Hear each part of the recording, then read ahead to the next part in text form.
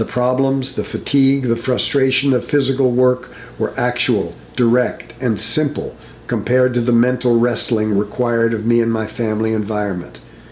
It was not long before hard labor had burned away my youthful ardor and much baby fat and slowed my pace to match Walt's. Bill Jelink was Walt's polar opposite, spry and quick with a high wit and nimble mind.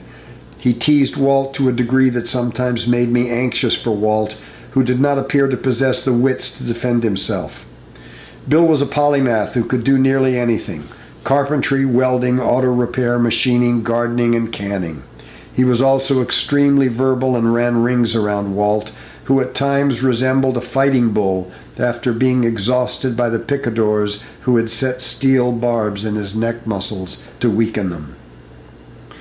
Bill had served with the Seabees in the Pacific during World War II, and I was absorbed by his stories about rolling his bulldozer onto the Pacific Island beaches, blade up to deflect Japanese machine gun fire as he rolled over their gun emplacements, crushing and suffocating the soldiers to death.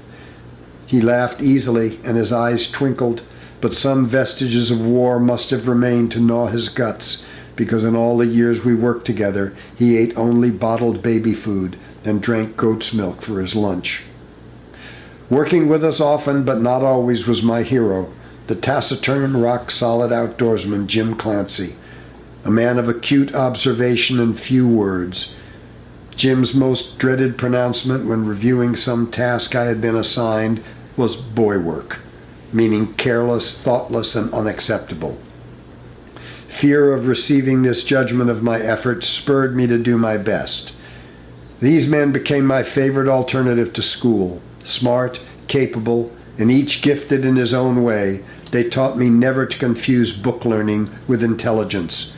More importantly, I learned to recognize different varieties of intelligence and hold them in equal regard with the academic skills that conferred high-status pedigrees.